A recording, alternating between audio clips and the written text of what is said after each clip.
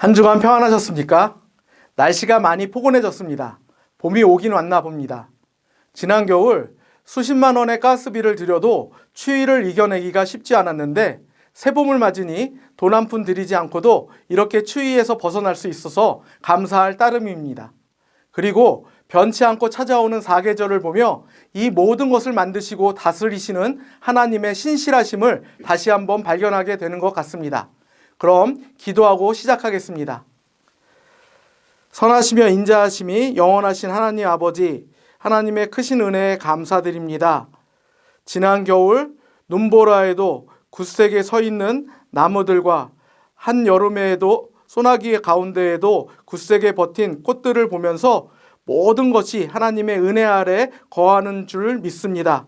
우리를 은혜 가운데 지켜주신 하나님의 은혜에 항상 감사하며 오직 하나님을 경외하며 살아가는 저희 모두가 되게 해주세요. 감사드리며 예수님 이름으로 기도드립니다. 아멘. 타인을 공격할 때 주로 사용되는 방법이 무엇인지 아십니까? 그것은 메시지를 공격하거나 메신저를 공격하는 것입니다. 메시지를 공격하는 것이 그 내용의 방법을 드러내는 방법이라면 메신저를 공격하는 방법은 그것을 말하는 사람의 신뢰도를 떨어뜨려 그의 메시지까지도 못 믿게 하는 것입니다. 유대주의자들은 구체적으로 어떻게 바울을 비난했을까요? 첫 번째는 바울의 가르침에 율법의 형식적인 요구를 포함하고 있지 않다고 비판함으로써 오직 믿음으로 구원에 이른다는 바울의 메시지를 비판하였습니다. 두 번째는 바울이 사도가 아니라고 주장함으로써 그를 비판하였습니다. 그런데 바울에게 있어서 유대주의자들의 비판보다 더 큰 걱정이 있었습니다. 그것이 무엇이었을까요? 유대주의자들의 비판이 먹혀 들어갔던 것인지 바울이 세운 교회들마저 그가 사도인가에 대해 의문을 품기 시작한 것입니다. 이는 바울이 전한 복음마저도 의심케 되는 중대한 결과로 이어질 수도 있었기 때문에 더 큰 걱정이 아닐 수 없었던 것입니다. 이에 대한 바울의 변호는 무엇이었습니까?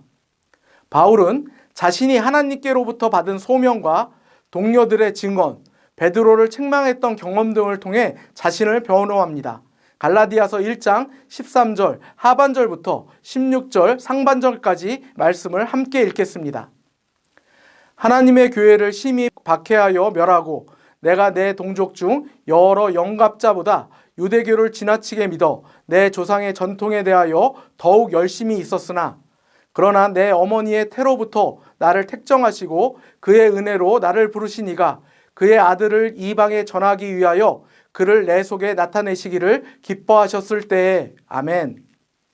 바울은 회심하기 전에는 교회를 핍박하는 자였지만 이제는 하나님의 은혜로 인해 구원을 받았을 뿐만 아니라 부활하신 예수님을 이방에 전하라는 소명을 받았기 때문에 그의 메시지도 또 사도직도 문제가 되지 않는다고 말합니다. 이처럼 하나님의 은혜로 구원받아 그리스도의 종이 되었기 때문에 자신의 최우선 고려사항은 사람들을 좋게 하는 것이 아니라 하나님을 기쁘시게 하는 것이라고 말합니다. 이어서 2장 9절 말씀을 함께 읽겠습니다.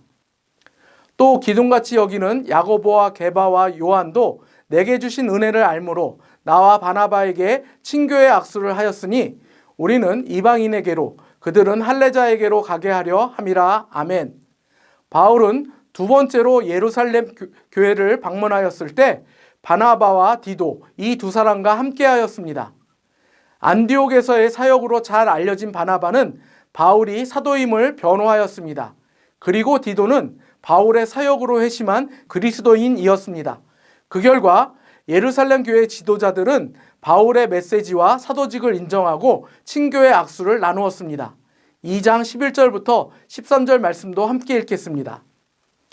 게바가 안디옥에 이르렀을 때에 책망받을 일이 있기로 내가 그를 대면하여 책망하였노라. 야고보에게서 온 어떤 이들이 이르기 전에 게바가 이방인과 함께 먹다가 그들이 오매 그가 할례자들을 두려워하여 떠나 물러가매 남은 유대인들도 그와 같이 외식함으로 바나바도 그들의 외식에 유혹되었느니라. 아멘. 바울은 베드로를 책망했다고 말합니다. 이는 베드로가 이방인 그리스도인과의 위선적인 관계를 맺었기 때문이 아니라 할례자의 압력에 굴복했기 때문이었습니다. 그가 베드로를 책망한 이유는 할례자들을 의식하는 베드로의 위선적인 태도가 다른 그리스도인들에게도 영향을 주기 때문이며, 또한 오직 믿음으로만 구원을 받는다는 복음의 메시지와도 맞지 않았기 때문이었습니다. 그래서 바울은 다시 한번 자신의 메시지를 반복해서 갈라디아 교회 성도들에게 들려줍니다. 2장 16절 말씀을 함께 읽겠습니다. 사람이 의롭게 되는 것은 율법의 행위로 말미암음이 아니요 오직 예수 그리스도를 믿음으로 말미암는 줄 알므로 우리도 그리스도 예수를 믿나니, 이는 우리가 율법의 행위로서가 아니고 그리스도를 믿음으로써 의롭다함을 얻으려 함이라. 율법의 행위로서는 의롭다함을 얻을 육체가 없느니라. 아멘. 율법은 구원을 받기에 불충분하다는 것입니다. 율법은 단지 우리를 사슬에 묶어두고 열쇠를 던져버리는 것과 같기 때문입니다. 우리는 오직 예수 그리스도를 믿는 믿음으로 말미암아 의롭게 됩니다. 여기서 의롭게 된다는 말의 의미는 갈보리 십자가의 은혜로 하나님께로부터 죄가 없다는 칭함을 받게 되었다는 것입니다. 2장 19절 말씀을 함께 읽겠습니다. 내가 율법으로 말미암아 율법에 대하여 죽었나니 이는 하나님에 대하여 살려 함이라. 아멘. 그리스도 안에서 구원받은 우리는 율법에 대하여 죽은 것입니다. 더 이상 율법이 우리를 옥죄거나 사망을 앞세워 협박하지 못합니다. 예수님께서 십자가에서 우리를 대신하여 죽으심으로 율법을 어긴 우리의 죄값이 모두 지불 완료되었기 때문입니다. 따라서 우리는 자아를 경외하던 옛 모습을 버리고 오직 하나님만을 경외하며 살아가야 합니다. 세상은 하나님을 경외함으로 그 뜻을 따라 살아가려는 하나님의 자녀들을 대적하기도 하고 유혹하기도 합니다. 이 경우 자아를 경외하는 사람은 자신보다 큰 문제 앞에 두려워하고 작은 문제 앞에서는 교만하게 됩니다. 그러나 하나님을 경외하는 자들은 하나님 앞에 모든 문제를 내려놓기 때문에 어떤 문제 앞에서도 요동하지 않습니다. 하나님을 경외함으로 담대히 하나님의 뜻을 성취해 나가는 저와 여러분 되기를 바랍니다. 감사합니다.